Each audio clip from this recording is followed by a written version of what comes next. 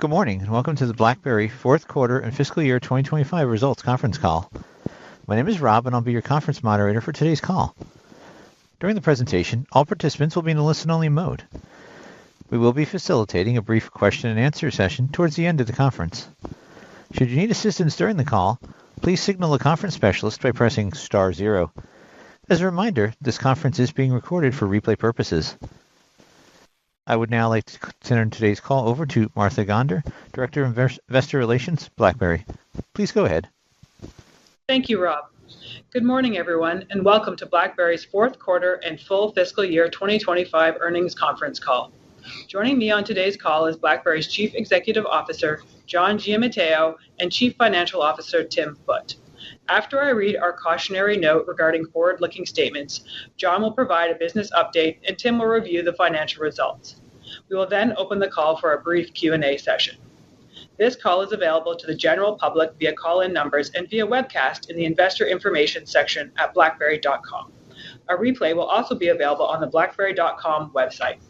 Some of the statements we'll be making today constitute forward-looking statements and are made pursuant to the safe harbor provisions of applicable U.S. and Canadian securities laws. We'll indicate forward-looking statements by using words such as expect, will, should, model, intend, believe, and similar expressions. Forward-looking statements are based on estimates and assumptions made by the company in light of its experience and its perception of historical trends, current conditions, and expected future developments, as well as other factors that the company believes are relevant. Many factors could cause the company's actual results or performance to differ materially from those expressed or implied by the forward-looking statements.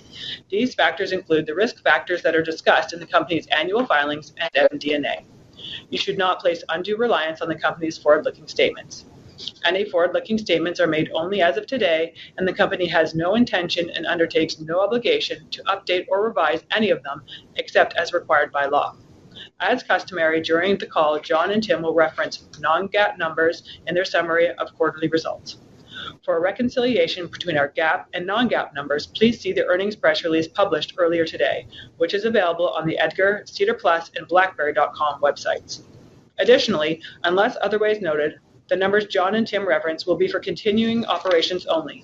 That is excluding the results of Cylance business, which are included within discontinued operations. And with that, let me now turn the call over to John. Thanks, Martha, and thanks to everyone for joining today's call. This past quarter marked another significant step forward in what was a transformative year for BlackBerry. We closed the win-win transaction with Arctic Wolf for the sale of Cylance, and through solid execution by the team, we finished the year with another strong quarter that beat expectations across the board. Total company revenue beat the top end of our guidance range at $141.7 million. Revenue for the QNX division beat guidance at $65.8 million. Likewise, the Secure Communications division finished the year strongly, also beating the top end of guidance at $67.3 million. And finally, licensing had a better than expected quarter as well, beating guidance at $8.6 million. In terms of profitability, BlackBerry beat guidance for adjusted EBITDA, coming in at $21.1 million.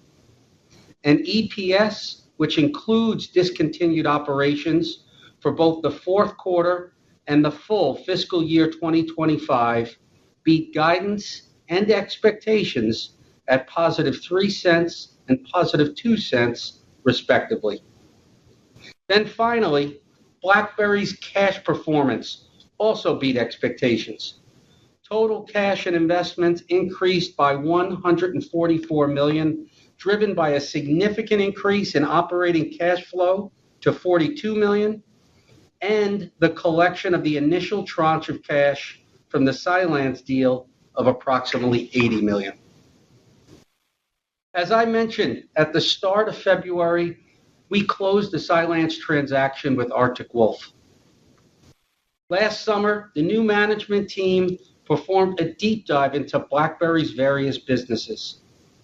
And once we identified the financial challenges that Cylance was presenting to the cybersecurity division, and with it, BlackBerry as a whole, we moved quickly to find a solution. I'm very proud of the team's hard work that made this deal happen and close so quickly. At close, BlackBerry received approximately $80 million of cash and 5.5 million common shares. Additionally, BlackBerry retained its pioneering AI ML endpoint security patents, as well as tax losses that we expect will provide a significant shield for future profits generated by our U.S. entities. We were delighted that so many of our colleagues in the Cylance business were able to find a new home at Arctic Wolf as part of the transaction. With the deal successfully closed, we've switched our focus to fiscal year 2026 and beyond. We performed a thorough review of all aspects of the cost structure in our new Secure Communications division that includes UEM, AtHoc, and SecuSUITE. This review aimed at refocusing the business more clearly on addressing its narrower, more common customer base, optimizing our cost structure in the process. The cost reduction actions of the past quarter build on others that we've executed over the past year. When we began this process, we said our target was to remove approximately $150 million of costs from our run rate, and I'm delighted to report that we've now exceeded that goal. As a result of this hard work, BlackBerry's profitability has transformed.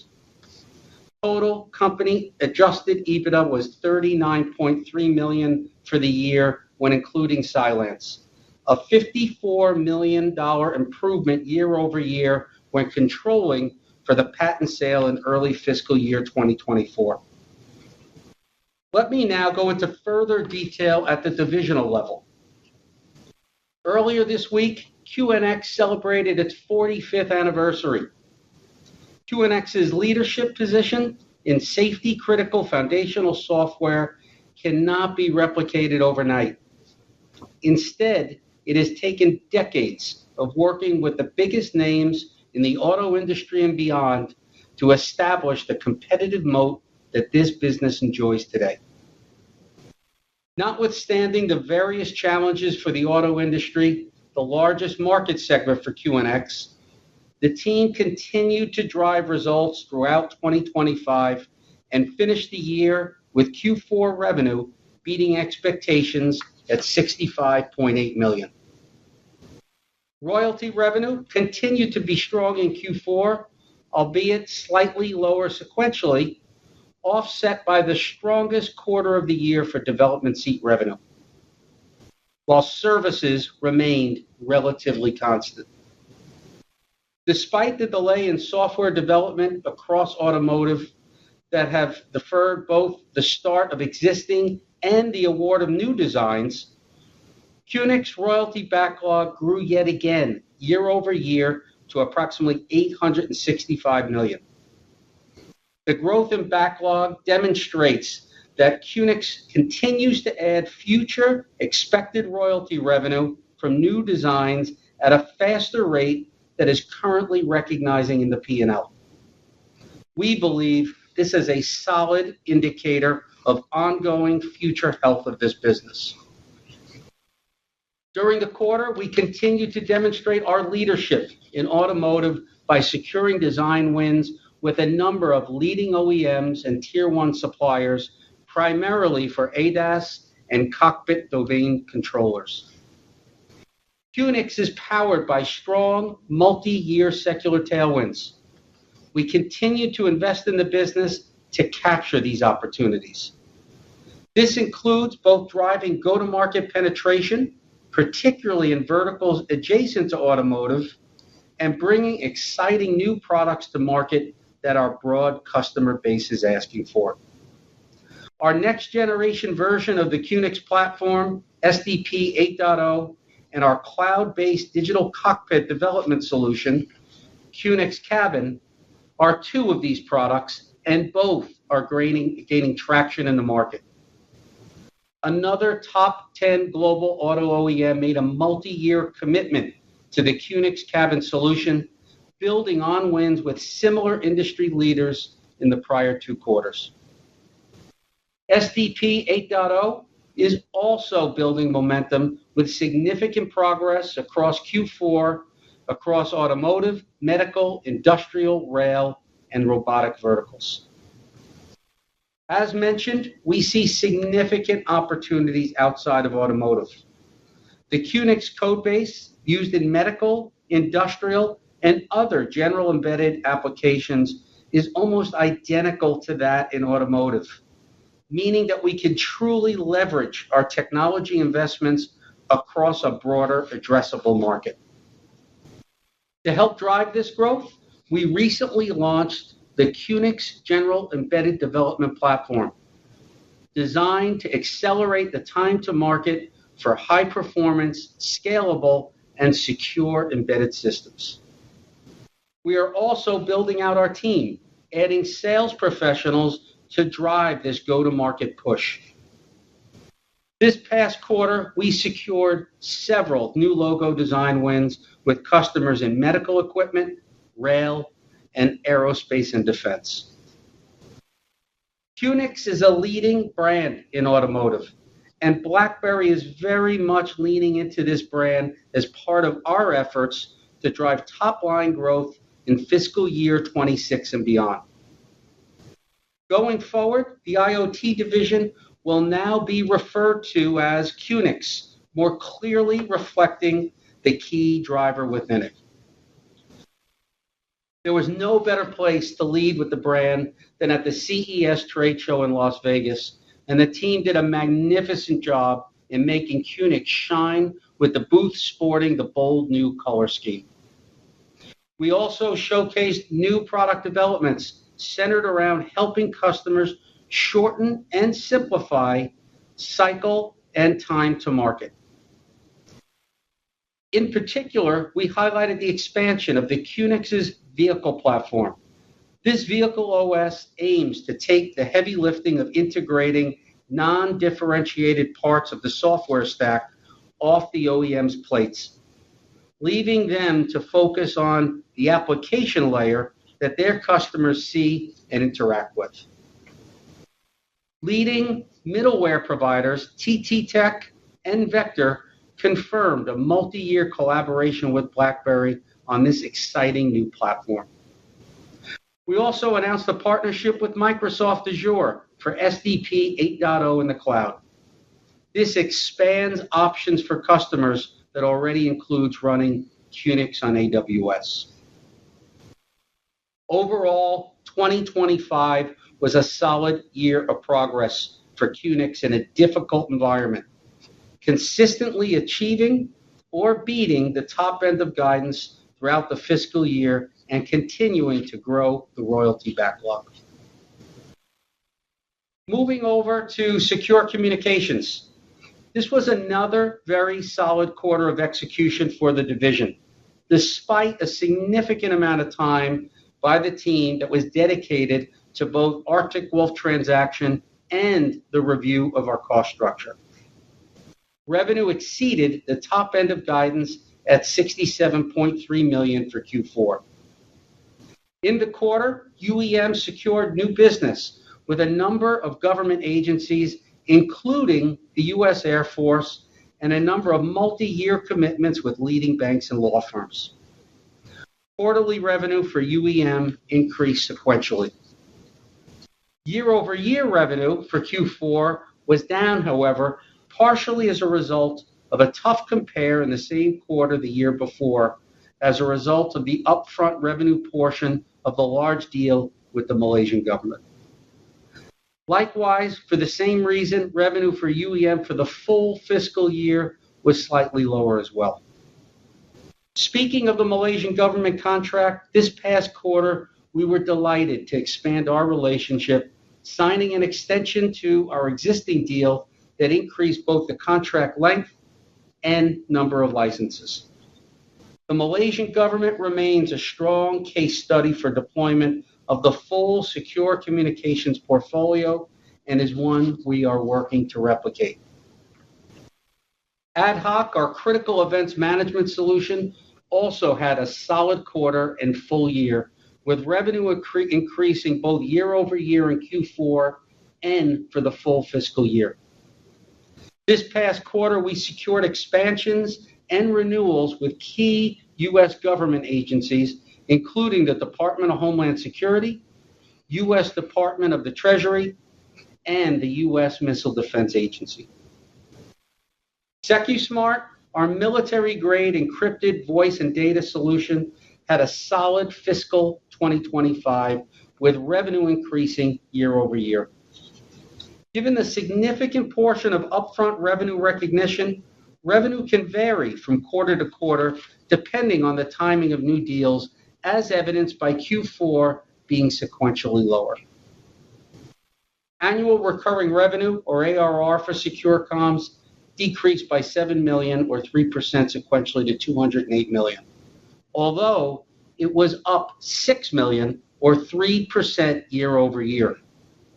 The dollar-based net retention rate, or DBNRR, decreased marginally 2 percentage points sequentially to 93%, but was 2 percentage points higher than in Q4 of the prior year. Particularly pleasing is the continued strength in AtHoc's dollar-based net retention rate, which remains north of 100%. This past fiscal year saw a significant transformation for the Secure Communications Division, with both the sale of the Cylance business and significant restructuring to right-size the cost structure. That said, the team has remained laser-focused and delivered a very solid year with both reliable revenue, significantly improved profitability, and stable underlying metrics. Touching briefly on licensing. Licensing revenue came in above guidance at $8.6 million, driven by a stronger than expected revenue from pre-existing arrangements. For a year of significant change, I'm pleased that BlackBerry as a whole was able to maintain focus and deliver a solid top line of $534.9 million. As we move into fiscal year 2026, I am confident that the team will continue to deliver results. And with that, let me now turn the call over to our CFO, Tim, who will provide further details on our financials. Thank you, John, and good morning, everyone. As John mentioned, revenue for QNX in the quarter exceeded the top end of guidance at $65.8 million and came in at $236 million for the full fiscal year. QNX gross margins in the quarter remained strong at 83%, and for the full fiscal year were 84%. Adjusted EBITDA in the quarter was $19.2 million, or 29% of revenue, and $59.1 million, or 25% of revenue, for the full fiscal year. Revenue for Secure Communications in the quarter was $67.3 million, or $272.6 million for the full fiscal year. Gross margins in Q4 was 64%, and for the full fiscal year 2025, 66%, both lower primarily as a result of revenue mix. Adjusted EBITDA for Secure Communications in the quarter was $12.6 million, or 19% of revenue, significantly beating the top end of the guidance range, with the division's operating expenses being $2 million lower than the prior quarter. Adjusted EBITDA for Secure Comms for the full year was 19% of revenue at $52.3 million, a stark comparison year over year from the Cybersecurity division, which included Cylance, that had a significantly negative adjusted EBITDA in fiscal 2024. secure communications is a solid source of both EBITDA and cash flow generation for BlackBerry as a whole. Finally, our licensing division delivered stronger than expected revenue at 8.6 million. Q4 adjusted EBITDA for licensing was 1.4 million as a result of the resolution of a legacy contract dispute that caused a one-time bad debt expense, driving higher than expected OPEX. The full year, licensing delivered strong results, with total revenue of 26.3 million and generating adjusted EBITDA of 15.8 million. The adjusted operating costs for the significantly streamlined corporate functions came in at 12.1 million in Q4 and 43 million for the full fiscal year. The costs were higher than expected, due primarily to a $3 million charge for revaluing deferred stock units, given the strong BlackBerry share price performance in the quarter. Pulling this all together, and primarily due to product mix, as I described, total company gross margin in the quarter decreased both sequentially and year over year. However, total company gross margin for the full fiscal year improved 9 percentage points to 74%.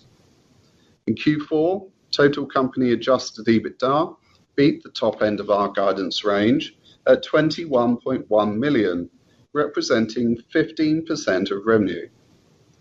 For the full fiscal year, adjusted EBITDA for the total company, including Cylance, was $39.3 million.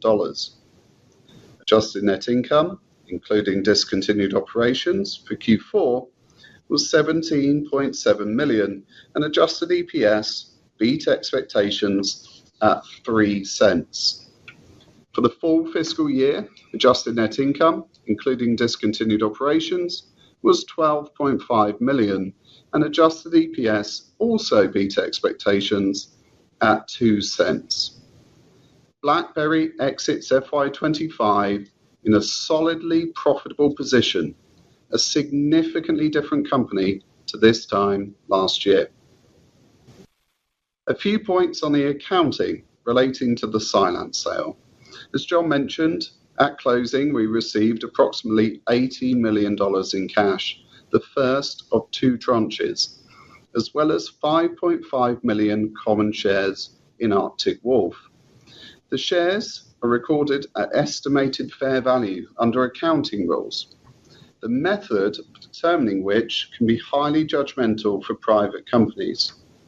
Our estimate is conservative, and we have recorded them at a value of 24.6 million.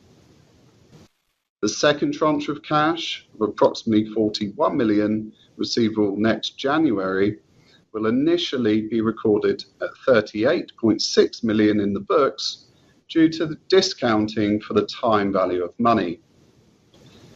This past quarter, the company meaningfully strengthened its balance sheet.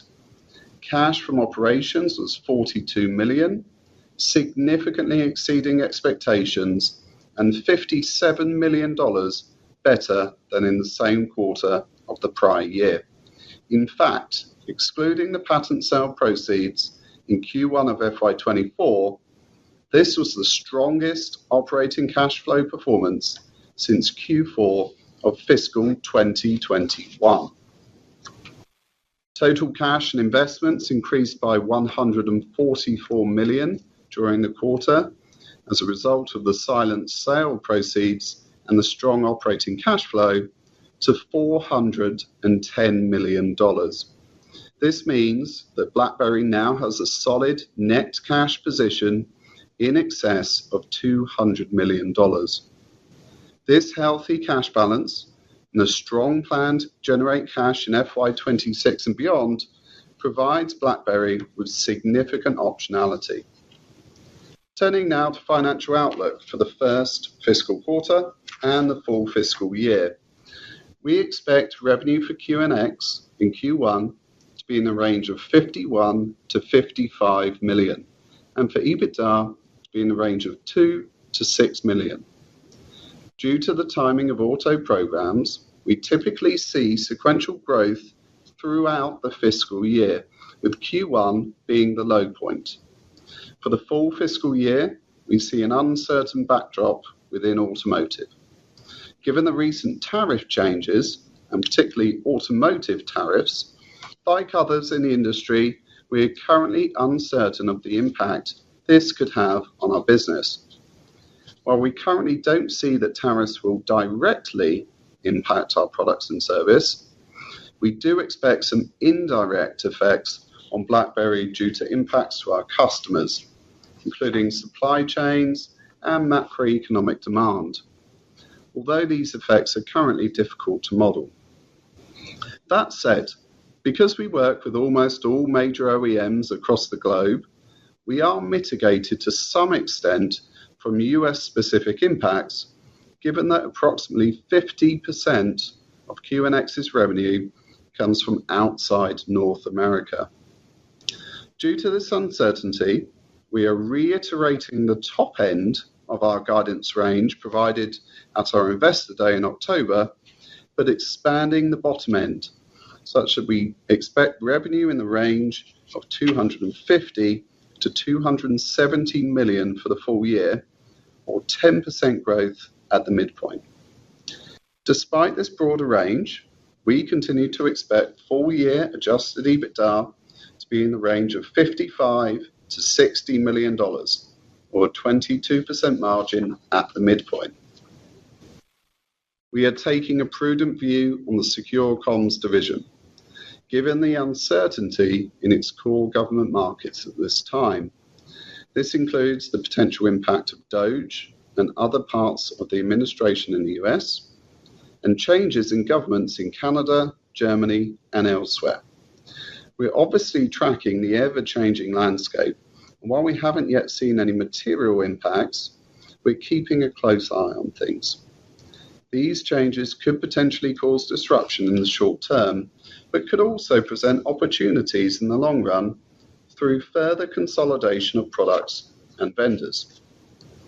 Given this backdrop, we expect revenue to be in the range of 50 to 54 million in the first quarter, and for EBITDA to be between 3 to 6 million. For the full year, we expect revenue to be in the range of 230 to 240 million. Currently, ARR represents a significant portion of this expected range at 208 million. Adjusted EBITDA is expected to be between 34 and 44 million, a 17% margin at the midpoint.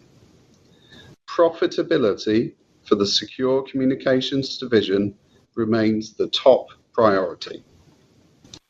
We are increasing our expectations for revenue for our licensing division to be approximately $6 million each quarter, up from the prior $4 million expectation, with EBITDA of approximately $5 million per quarter. We expect adjusted corporate costs to be approximately $10 million a quarter, or $40 million for the full fiscal year. So, at a total company level, we expect revenue in Q1 of between 107 and 115 million, and adjusted EBITDA in the range of break-even to positive 7 million. For non-GAAP EPS, we expect it to be between minus 1 cent to break-even in the first quarter. For the full fiscal year, we expect revenue for BlackBerry in total to be in the range of 504 to 534 million. Adjusted EBITDA between 69 and 84 million, with adjusted EPS between 8 and 10 cents. Finally, in terms of cash, as in the past, Q1 is expected to be a seasonal low for cash flow, driven by the billings and payments profile. Therefore, we expect an operating cash usage for Q1 in the range of 20 to 30 million. However, for the full fiscal year, we expect to deliver positive operating cash flow at around 35 million. This figure includes a number of one-time factors that decrease what would otherwise have been a stronger conversion of EBITDA into operating cash flow. The one-time factors, totaling approximately $20 million, include payment multiple years of already accrued corporate income tax in Europe, the ongoing cash cost of restructured facilities that we have exited but the lease hasn't yet expired, as well as the tail end of severance costs from actions taken this past year, particularly in international locations where the process takes longer. These impacts will gradually drop off as the year goes on, and the second half of this fiscal year is expected to deliver solid operating cash flow. In addition to operating cash flow, we will also add approximately $40 million from the second tranche of cash from the Cylance sale, meaning a further $75 million of cash will be added to the balance sheet this coming fiscal year. And with that, let me now turn the call back to John. Thanks for the summary, Tim. Now, before we move to Q&A, let me quickly summarize the key takeaways from this past year. Fiscal year 2025 was truly transformative for BlackBerry. We identified and swiftly addressed the challenges that the Cylance business presented for the company through a win-win transaction with Arctic Wolf.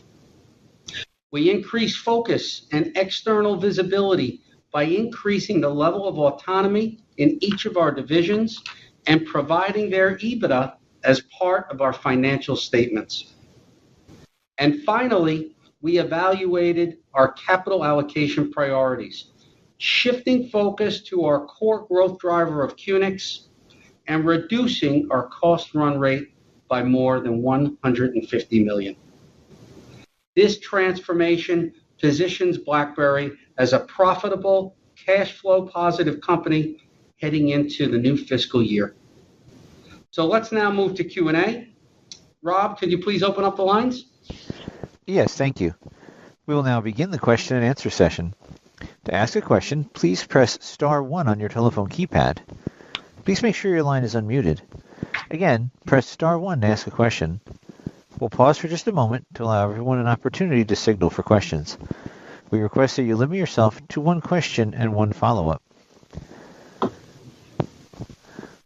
Thank you. Now our first question will be from Paul Treiber with RBC Capital Markets. Please proceed with your questions. Well, thanks very much and good morning.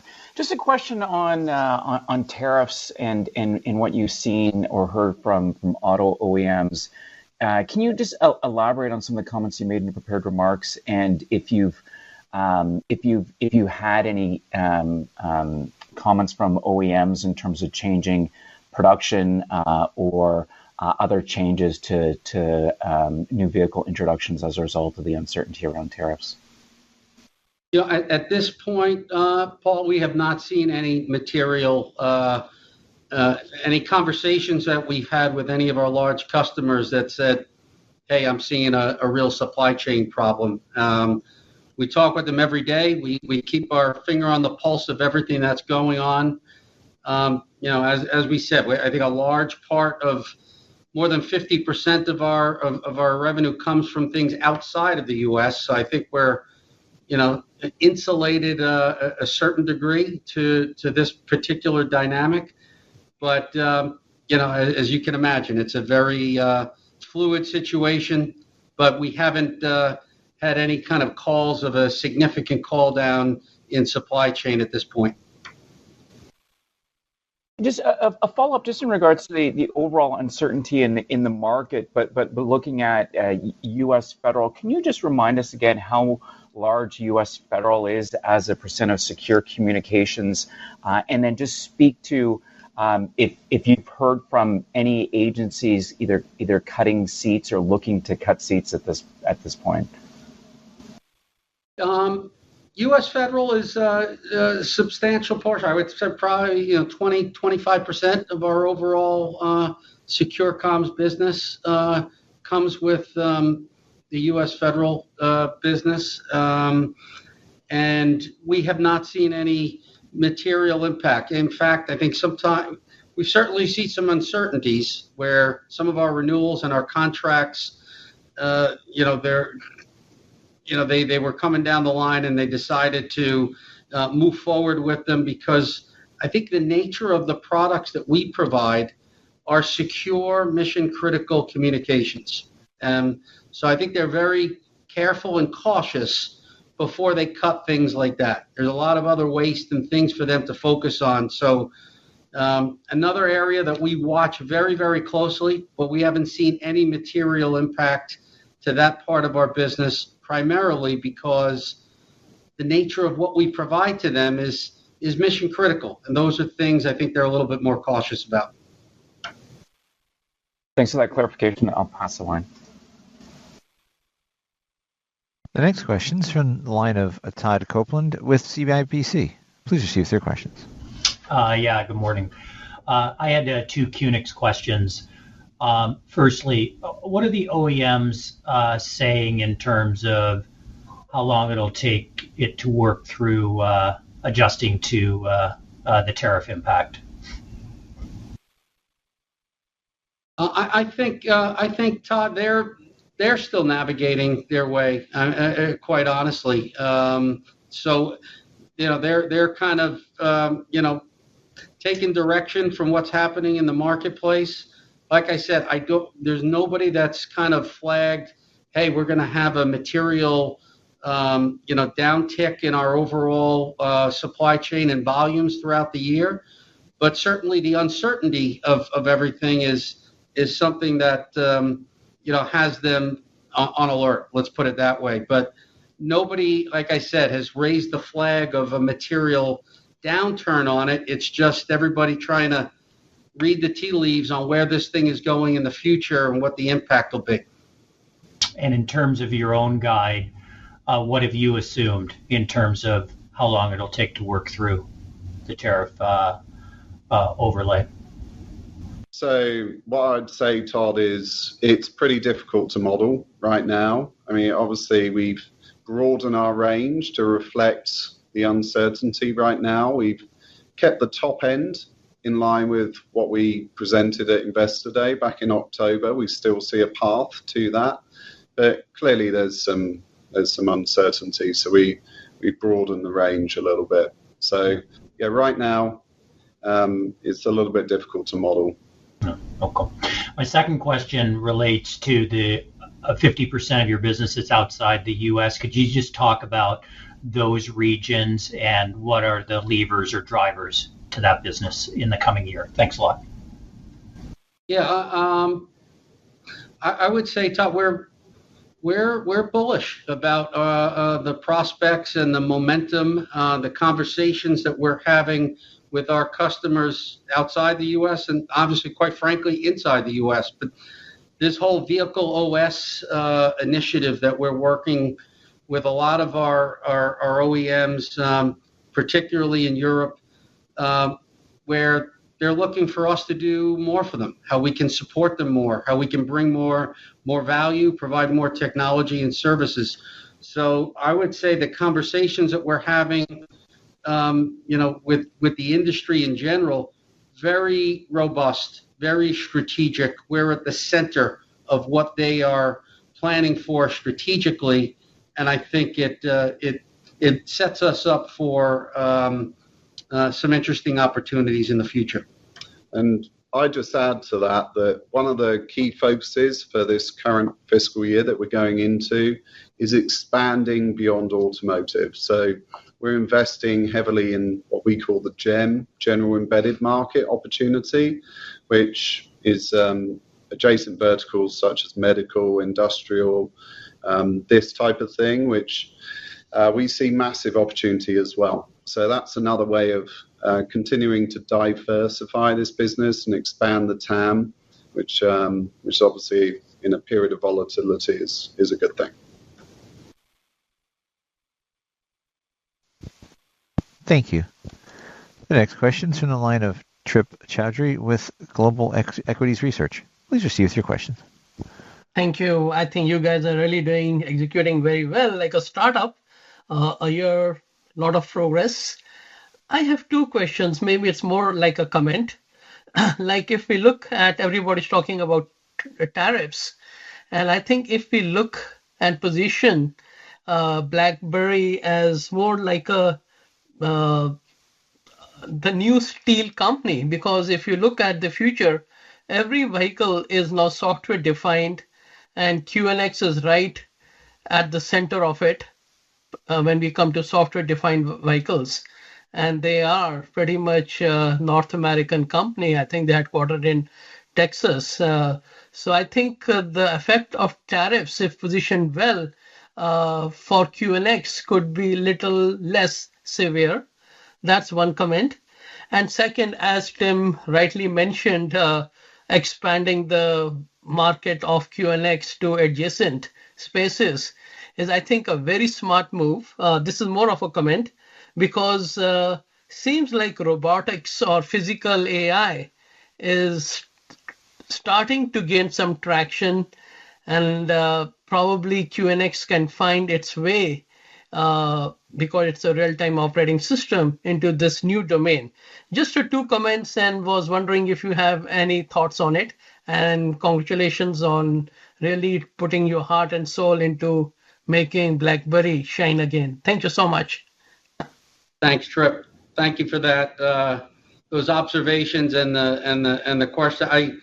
As Tim mentioned, we are leaning heavily into one of our big investment areas for the QNX business this year is in the GEM space, and we're seeing some real interesting pipeline and some real interesting opportunities coming our way as we take that SDP 8.0 platform, which requires very, very little modification to adjust and adapt to other segments of the market. So we've been investing in go-to-market. We've been investing in the brand. We've been investing in sales professionals on the ground, driving these relationships forward. So that's a big part of our plan for this next fiscal year, as well as managing and going up the food chain on our main segment of the market from an automotive perspective, where we're going deeper with our customers. So that's absolutely part of the plan for us in this coming year. Very good. Thank you. Our next question is from the line of Luke Junk with Baird. Please proceed with your questions. Good morning. Thanks for taking the questions. Maybe to start bigger picture, John, hoping you could just double click on the vehicle OS initiative in terms of what you're seeing initially with OEMs in terms of scope. In other words, could it maybe expand the number of addressable models with a given customer or something similar to that? And then from a content standpoint, just your ability and maybe early learnings around what the content opportunity might look like relative to your current royalty opportunity per vehicle. Thank you. Thank you, Luke. Thanks for the question. And both of those specific areas are places where we see opportunity. We consistently see a lot of OEMs trying their own thing on the software front, working with other platforms, looking maybe as Linux a solution, and then very quickly pulling back and coming to us and talking to us about how we can expand and help them on different models and help them as they plan for their future going forward. So I think that's whether that's in the U.S. or in Europe, we definitely see a lot of OEMs kind of coming back to us, asking us how we can help them do more. So that's certainly one trend that has been pretty consistent. The other is expanding our content as these vehicles. I know it's a journey as they put more content and more DCUs and more sophistication in the vehicles. That obviously plays very well to more instances of QNX in each of these vehicles coming out off the line. That's a trend that we only see increasing going forward. It's definitely a journey. I don't think it's a switch that they flip and suddenly you see the impact of that in the current fiscal year, but it's definitely a trend that plays to the strength of our QNX brand, our QNX capability, and the position that we have in the market. Okay. So Thanks if I for that, could John. just add just a couple of comments on there. I mean, totally agree with all of that. And I would just add that this is an ask that's coming from the OEMs for us to do more. And to be able to take some of that heavy lifting of pre-integrating a bunch of undifferentiated parts of the stack, deep down in the stack, on their behalf, this is something that they really want us to help with. And us for working with people like TT Tech and Vector to make sure that we get a really solid native experience. And a platform is something that really is going to help OEMs focus on the areas of the stack that they really need to be focusing on, and that's the application layer. And to your point about the content per vehicle opportunity, this could be a significant transformation. We obviously need to secure some of this business, so I want to just caution we're still in the early innings on this. But clearly, if we're providing our components, our middleware components, as well as reselling some of our partners' components, that could be a significant step up in terms of content per vehicle. That is all good color. We'll stay tuned and appreciate the additional color there, Tim. For my second question, just relative to DOGE risks and new administrations that you mentioned in a couple of countries, just how should we think about either, I don't know if this is a major factor, cancelability of secure communications contracts across your various business lines, or maybe more importantly, just typical contract terms and materiality of renewals in any given year? Any just guardrails or rules of thumb we can think of? Thank you. It's something, Luke, we watch very closely with all the dynamics that are going on.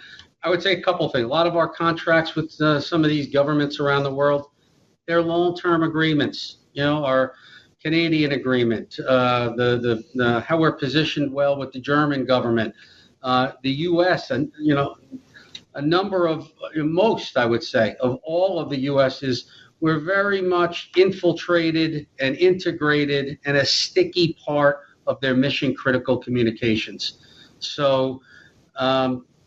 We do think it's unlikely that suddenly they're going to flip a switch and all of a sudden rip out some mission for the sake of saving a few dollars.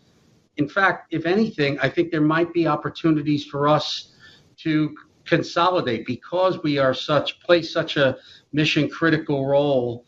There could be opportunities to replace other vendors and expand our position with some of our solutions. So.